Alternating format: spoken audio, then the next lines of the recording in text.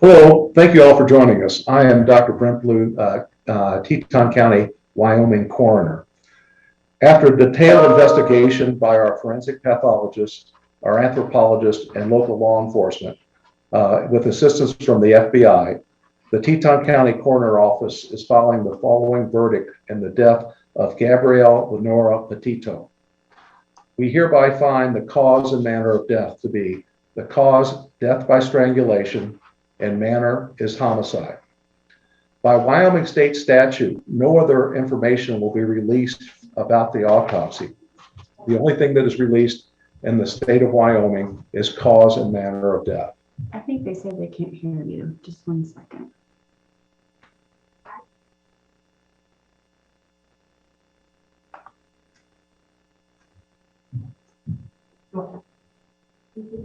Should I start over then?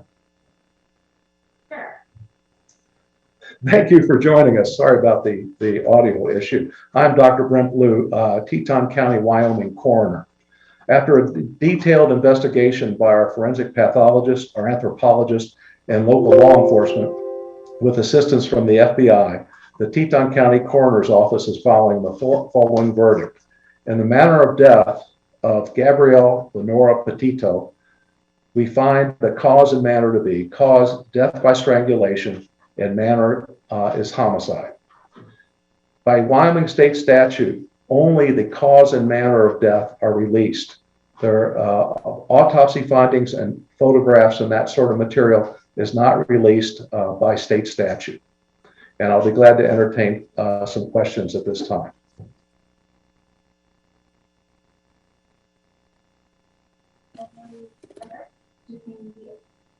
Hi, Brent. This is Alex with the News and Guide. Can you hear me?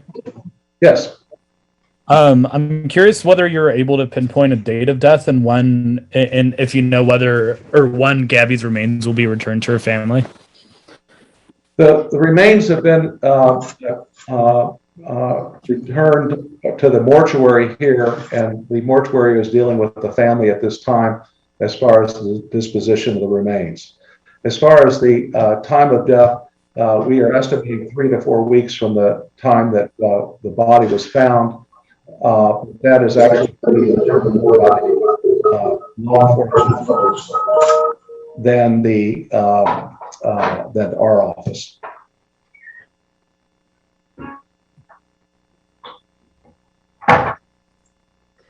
Fabian, you are able to ask your question.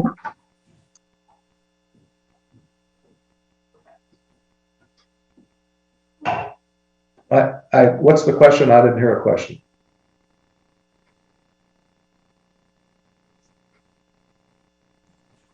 Chris, I believe that you are muted.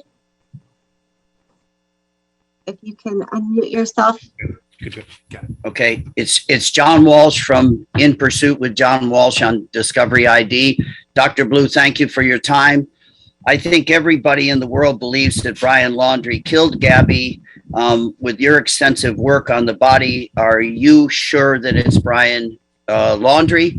And will the FBI issue a nationwide homicide warrant now that they know the cause of death?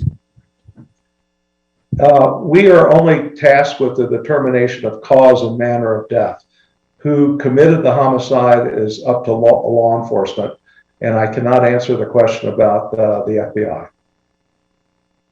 You would have to contact them. Jeremy Copas, you are now allowed to ask your question. Yes, hello, doctor. If you could please, can you comment on any other bruising, maybe on the body that possibly was healing, possibly older bruises or cuts that might have been healing over the last couple of weeks before her passing? By Wyoming state statute, no other information about the autopsy is released, just the cause of death.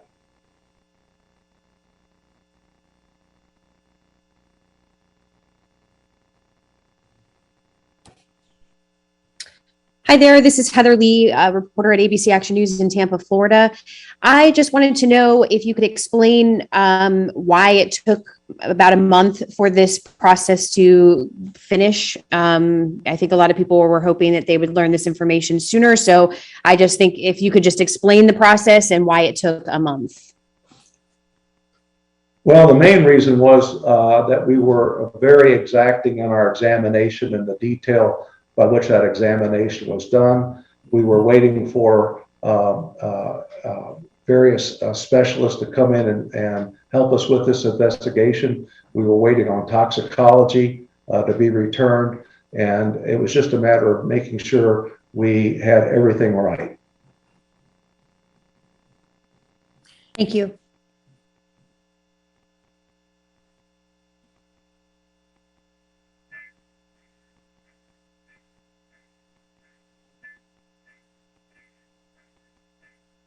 Is there another question? Brian Enton.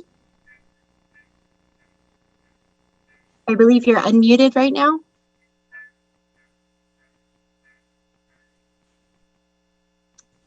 Okay. Steve Fabian. Yes, hi, doctor. How are you? I am curious if any DNA samples were taken from Gabby's remains, and also if the body was intact. Are you able to tell us the condition of Gabby's remains? I can tell you the DNA samples were taken by law enforcement, and all I can tell you about remains is that the body was outside for 3 to 4 weeks.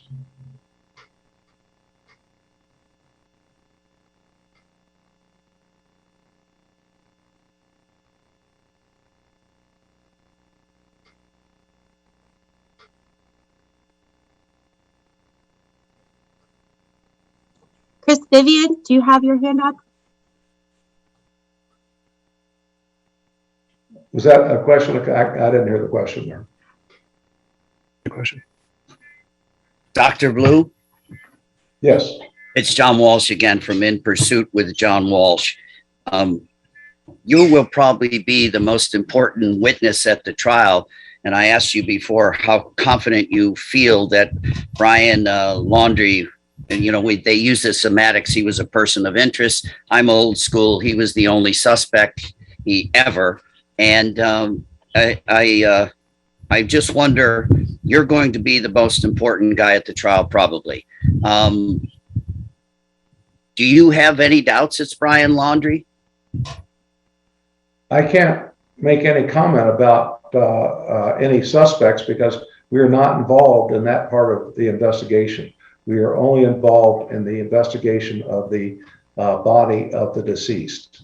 So who committed the homicide is really to be determined by law enforcement. Right, but I thank you for your hard work. And I always say in so many cases I've been involved in, let the pathologist and the coroner do their work no matter how long it takes. So I think you've probably done a really good job on this case. Thank you for your time.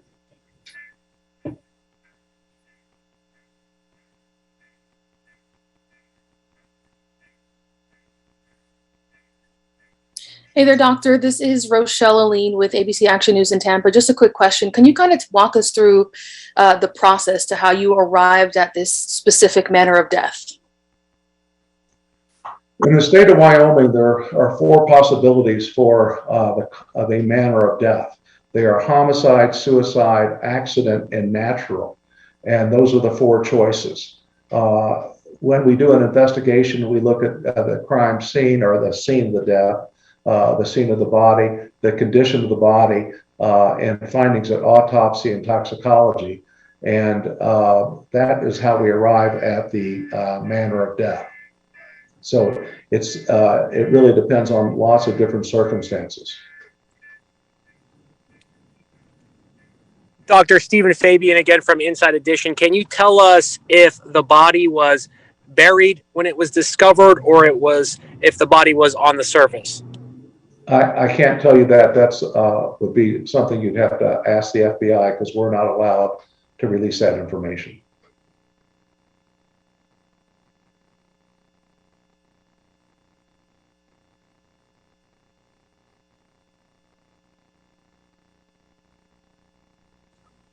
Kelly Vaughn.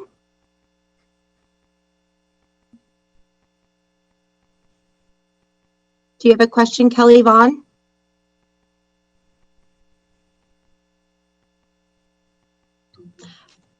We have Brian Enting in the chat who has a question.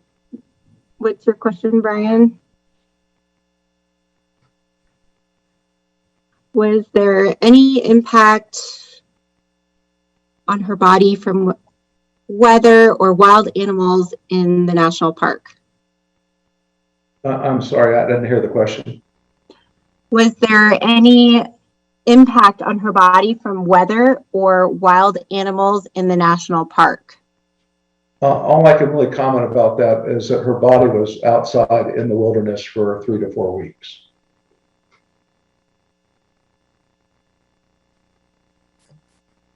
KSL assignment, you were unmuted.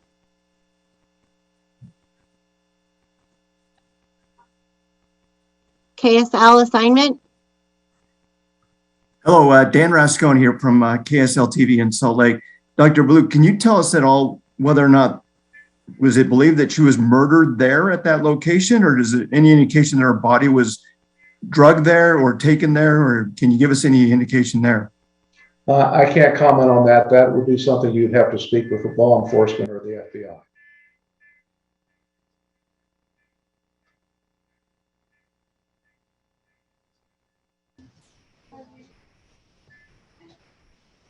Matthew Cella. Matthew Cella, do you have a question? Hey, Dr. Blue. It's actually Jimmy from dailymail.com in New York here. What were the results of the toxicology report? And is there any suggestion that Gabby had any drugs in her system? And if so, what were they? The results of the toxicology are not public knowledge by Wyoming statute, so I can't comment about that. Thank you. We have a question from the chat. Was Gabby Petito pregnant? She was not pregnant.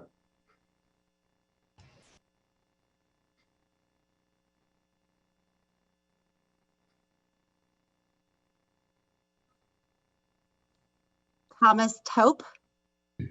Hi, doctor.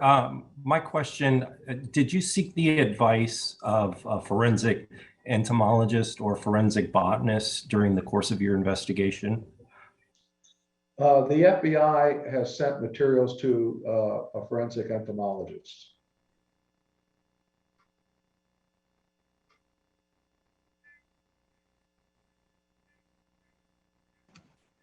WPBF 25 News. Hi, doctor. This is Terry Parker from WPBF in Palm Beach County, Florida. I'm wondering if you said you were very thorough in this autopsy and examination. Could you give us an example of the type of test and analysis you performed? This autopsy included a whole body CAT scan, a examination by a forensic pathologist, an examination by a forensic anthropologist, and toxicology evaluation. So we pretty much covered all the bases. Jeremy Copas. Yes, doctor, thank you for taking the question again. You mentioned that strangulation is the cause of death. Can you talk about how you came to that conclusion? I cannot. That is part of the autopsy findings and is not discoverable by Wyoming statute. Was there any other cause of death that was a possibility in this case? Well, we look at all causes, all possibilities when we try to determine cause of death, but this is the cause of death that we determined. I have a question from chat. It is, was the manner of death obvious? Strangulation marks, bones, injured neck.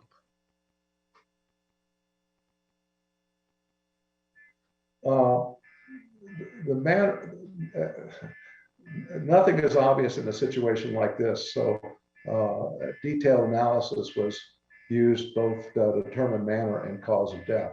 I can't go into details on how we made those decisions. Kristen Thorne. Yes, hi, Doctor. Kristen Thorne with WABC in New York. Could you just please repeat about how long you believe the body was out there? Unfortunately, the last time you spoke, we just didn't get a good film shot of you saying that. Would you mind repeating that? Our initial determination is the body was in the wilderness for 3 to 4 weeks. Thank you.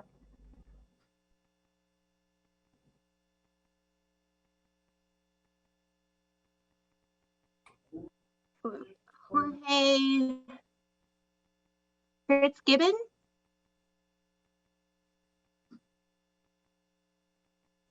You have to unmute. I believe you're still muted.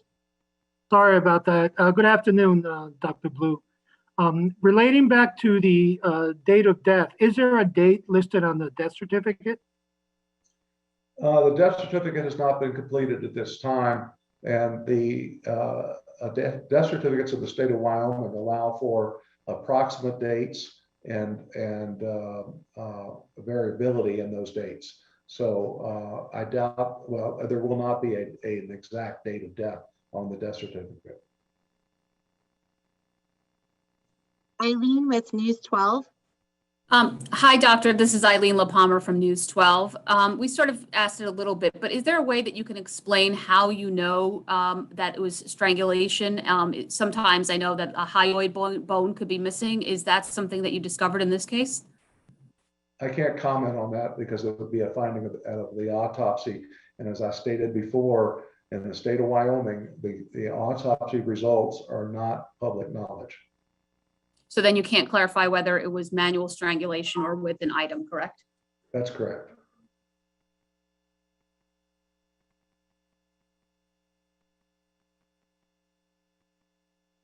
Michael Ruiz. Thanks for making time for us, doctor. Was the entire examination conducted at your lab in Jackson, or was Gabby Petito's body shipped to another facility? The examination was done entirely at our org in Teton County, Wyoming.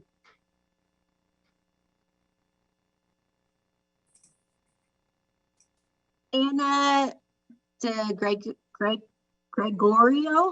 Gregorio. It's actually Ashley Banfield with News Nation. Doctor, thank you for taking the time today.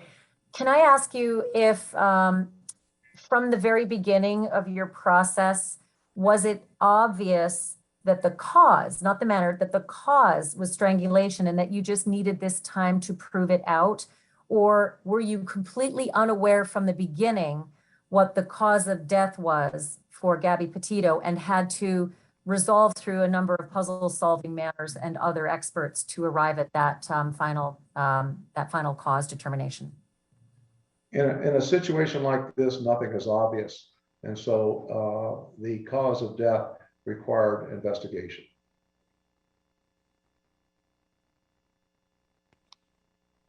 We have a William Walkey. Hey there, Dr. Blue. My name is Will. I'm from KHOL Jacksonville Community Radio here in Jackson.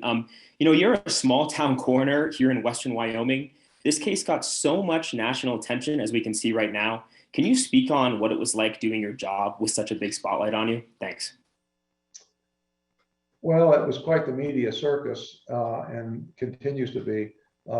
Unfortunately, this is only one of many deaths around the country of people who are involved in domestic violence.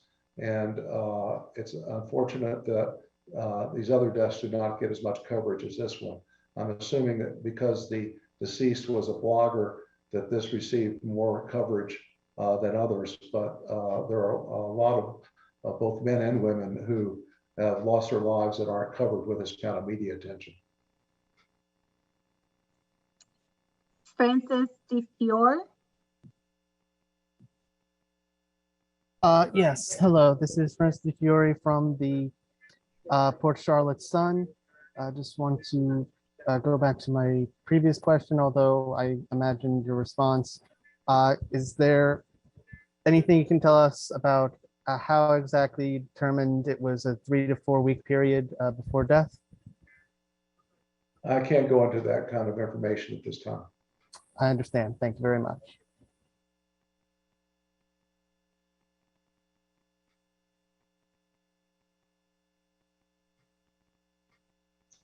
Why don't we We take have- one more question then? We have the snack squad. Hey, this is Andy Mercado from Mercado Media. Could you go over the length of time the autopsy report took? And thank you for your time, Dr. Blue. Well, the length of time was involved in the sense that we received a report from the investigating and examining forensic pathologist. We had a report done by our anthropologist, and we had toxicology studies that were done in addition to the report from the radiologic studies. So all these came together, and that's what took time for us to complete this investigation.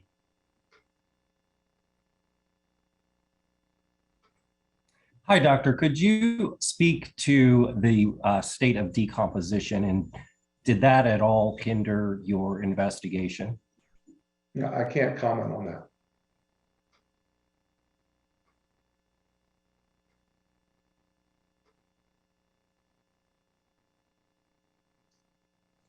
Dr. Blue, would you like to take any more questions? Unless there's other specific questions that haven't been answered already, why don't we close this? And thank you all very much for your participation. And I can tell you that I will not be answering any other detailed questions about the autopsy. As I said, state statute prevents us from doing that. So contacting me by email and phone is not going to reveal any additional information. But thank you for your time, and I appreciate your interest. Dr. Blue, I have one more question. Is there a way to determine if this was accidental or deliberate? You mean in the sense of a homicide? Yes. That would be up to law enforcement to make that determination. Great, thank you. Again, thank you all very much for your time.